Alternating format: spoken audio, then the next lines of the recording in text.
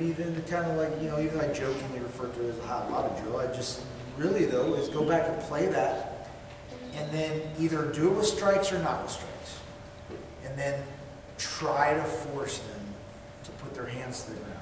Like I said, whichever side or area their hand touches, you should have an option. You snag up immediately. You take that arm as soon as it touches the ground. Okay? And I know I get this question all the time. Some people have really good posture. They won't fall into the trap. They just really lean pretty far back. And even with the meat hooks drill, is sometimes guys won't take the bait. So like maybe he goes and starts punching me, and I do catch that, but then he just starts to sit back and starts to pull his arms like back away from me, so I can't keep up with it. Well, yeah, now I can't have it, but look how far away he is. Boop. Or just push him off me. I just remember how in the beginning I said either way inside or way outside. Well, that position gives me the ability to do both. So if I'm here and I can pull him in, I usually go. I didn't show this tonight because it didn't really go along with the lesson.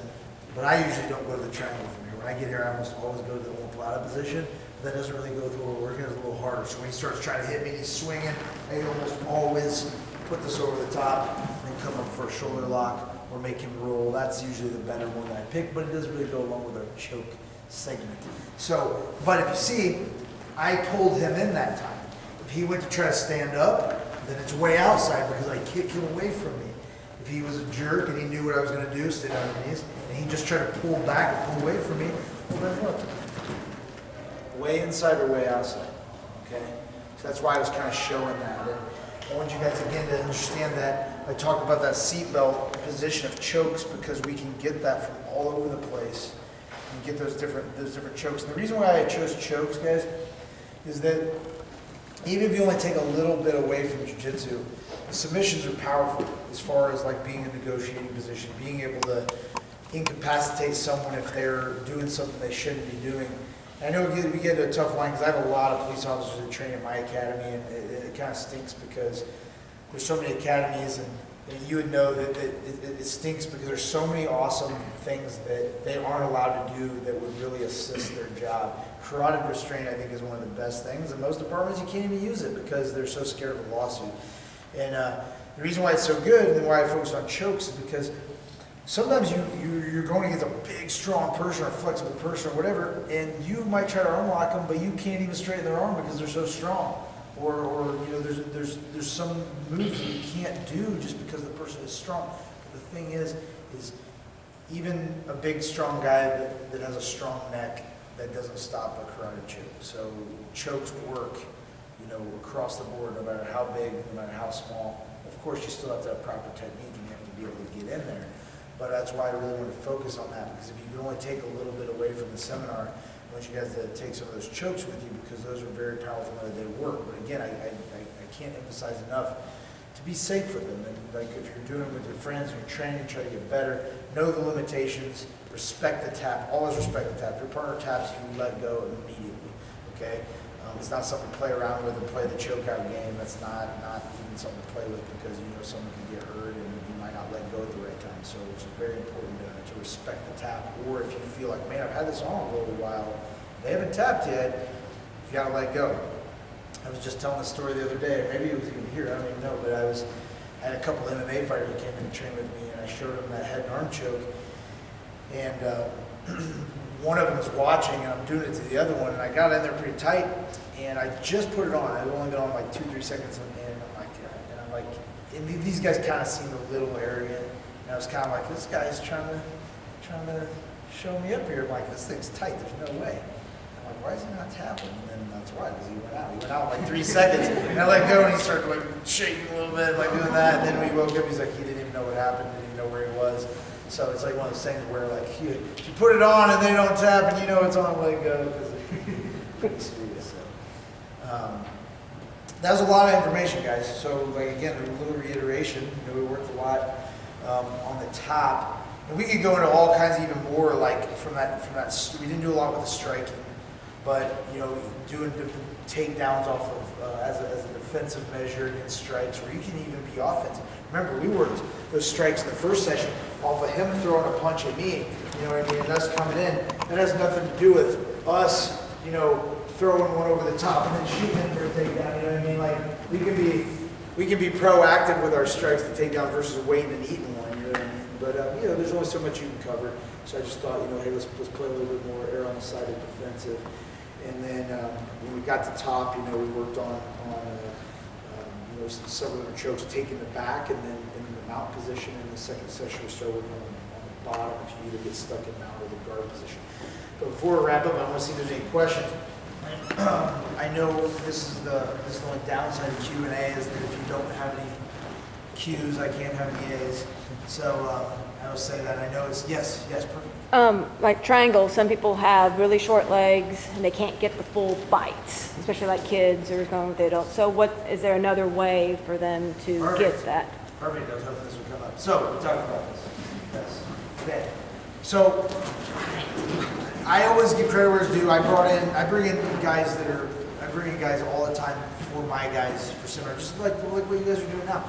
I bring in guys all the time. I'd say I probably have like 4 big seminars a year in my academy, because I always try to tell my students that, hey, I know a lot, but I don't know everything. And I know even some of the stuff I know very well, some guys show it in a different way that you might learn better. So I try to bring in world champions and really good, talented guys. One guy brought in a couple of years ago, his name's probably Stima. He's probably, I would definitely, arguably like top 10 in the world. He's very, very, very good at triangles. Okay, and that was one of the first things that got asked in this seminar. First thing is also, so he definitely proved it, because there was a huge black belt there. It was like 6'3", and then a short, stocky. He might have been a purple belt at the time, brown belt Trinity. I don't know, he was really, really stocky. And he was the one asking. And he goes, okay, come up here. And he had the short, stocky guy try to triangle the big guy. And as you can imagine, it didn't go. Okay, couldn't do it. So then he went and taught the seminar and taught how to do it properly, and then went back at the end and he could do it perfectly. The point he made was that, like, pretend these are my legs, stick it straight up, okay? He talked about how leg length doesn't matter, because the end of my legs doesn't have anything to do with choking. It's just this little bottom of the U, okay? It's this little bottom. It's my hamstrings. It's right down here. So he said, first off is breaking the posture is the most crucial element. And then there's a little like what we call a ratcheting effect, where I have to get a little deeper. So I'll show you what I mean. So again, mind you, I have chicken legs, so I probably could still lock my legs on. Well, let's say I get here, okay, and I'm in this position. Again, mine are long. I could probably still lock them down, but that'd be cheating. So let's pretend I have stocky legs. Okay. His whole concept is, remember, my hamstring is what needs to choke it. So if I get him to this position, even if everything's not perfect, I did get his arm across. It doesn't have to be all over here. Wherever. Is that once I get him here, and I know he can't get out, my focus is going to be on the back of the head. Now this is what I call, or what he calls the ratchet. He might not even call it that. I think I call it that. But either way, it's like right now, my hamstring isn't where it needs to be, because it's not really on his neck. So as I pull down on his head, I know he can't posture because I have his head. So what I'm going to do is I'm going to open my legs wider, and I'm going to shoot up farther. Now do you see how much higher I went up on his neck? And now let's just say I have really stocky legs, and I can only get it under the calf, okay? So what I need to do is I need to angle his head towards my hamstring, and as I pull his head, I'm going to squeeze my hamstring into his neck. If you see how he's tapping? Now look how much my leg is not locked, okay? Now if I get that locked, yeah, it's way tighter, but I could be all the way down there almost. I pull down his head, I pull it into my hamstring, and squeeze my hamstring to get the time. That makes sense? So that should help. Thank you.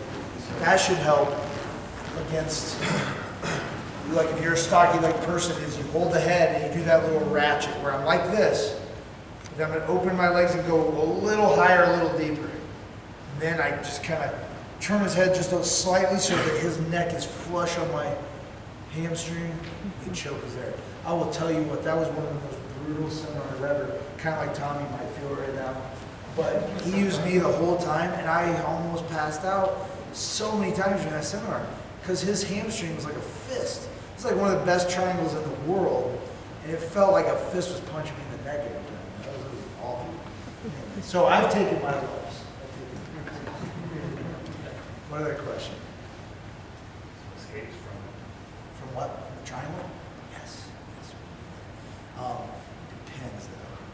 How deep are we? And is the arm on which side? And, you know, because it's very. Mix it up. Okay. Well, that could be a whole nother seminar in itself. So let me just go over a fairly easy one when the arm is across. Okay. This is okay. Okay. So I'm gonna have Tommy lay down, and here it's very important understanding. If you understand the mechanics to finish something, you can better understand the mechanics to not let them finish it. Okay. So this one's a pretty basic one. I have a couple go-tos that I use. This one's a really good one. Okay, and my guys, last time I covered triangle defense, my guys had pretty good success with this one. Okay, the idea is, as always, I'm behind. And somebody asked a question earlier, and I said the answer was what my coach always told me: don't get there. But that's a terrible answer. It's a correct answer, but it's a terrible answer because you don't really get an answer. So this one, there's answers, but it always depends on the varying degrees of what kind of triangle you're in. If I'm in a triangle like this, where I can put my hands together, I'm not too worried at all. I'm going to pull his hips up, and I'm going to start to like shimmy my shoulders back, and I'm going to bring an arm inside him out because his posture was so, he didn't bring the posture. Okay? But if I'm in here a little deeper and then the arm's starting to go across, well, even maybe not that far, but let's say this is like a middle ground. We have a Hail Mary where the arm's all the way over but I want to kind of, let's go middle of the road because that's probably going to be easier for you guys. What I need to do the second, because remember, a lot of times when you get in the triangle, your arm isn't all the way across. He's got to fight it to get over there, especially when arms like this.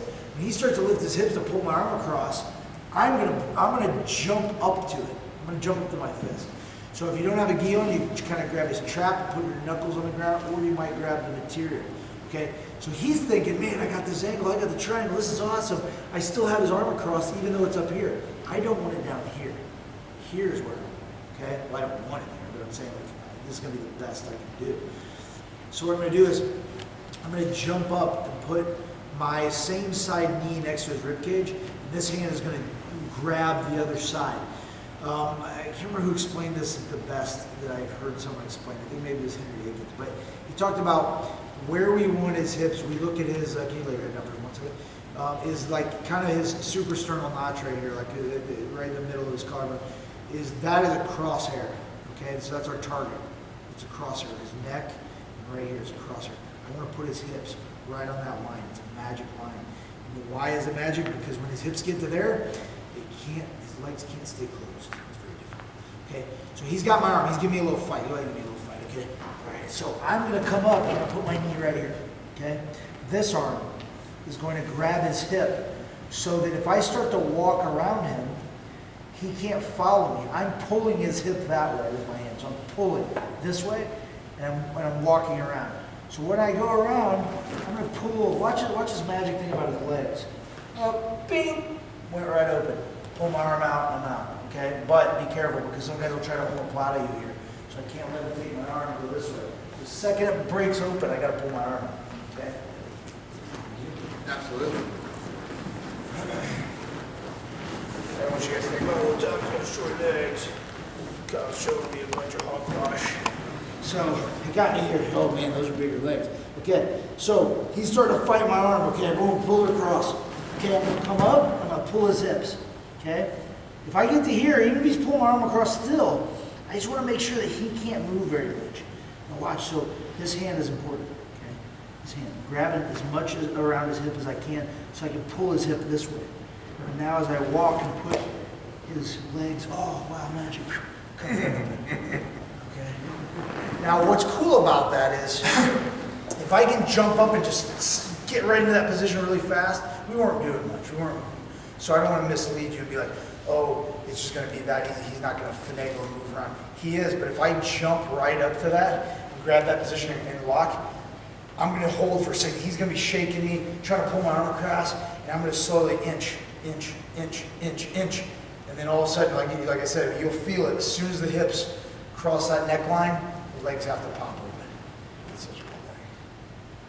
Make sense?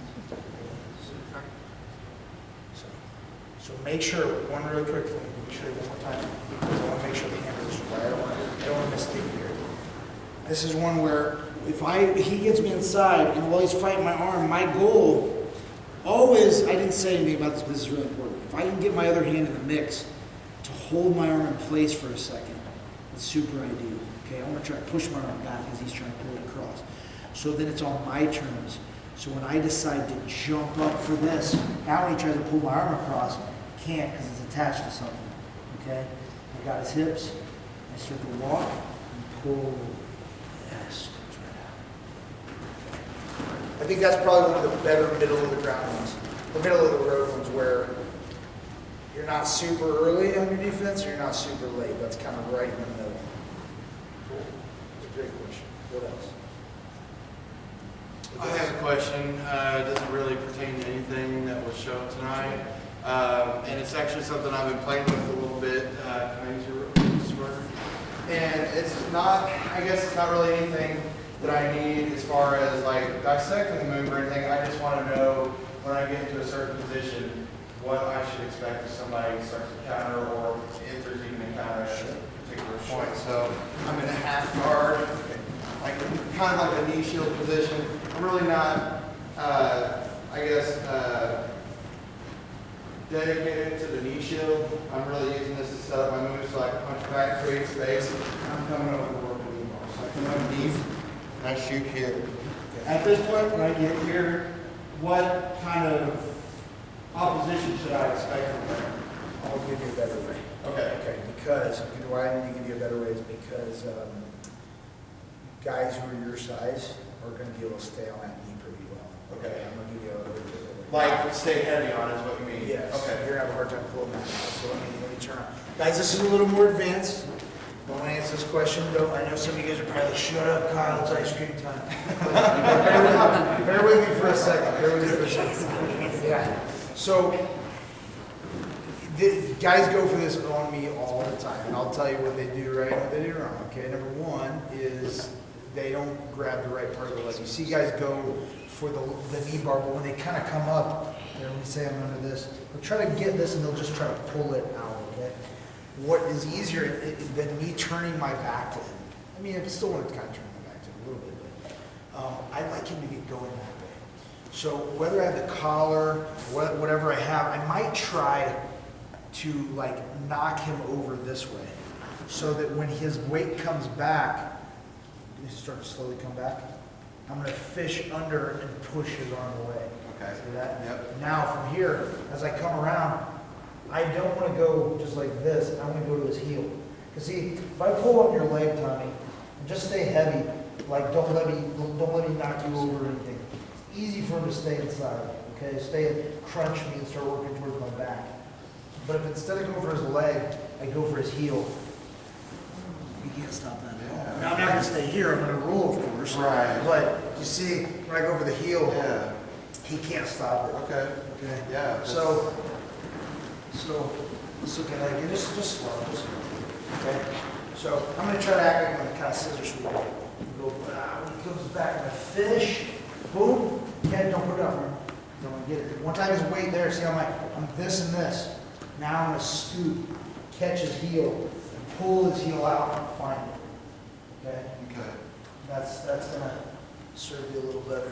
Yeah, I think so because Big guys are able to take the weight. Well, and I really didn't like, of course, I'm kind of one of the bigger guys in my gym, so I really don't have a whole lot of issue worrying about that.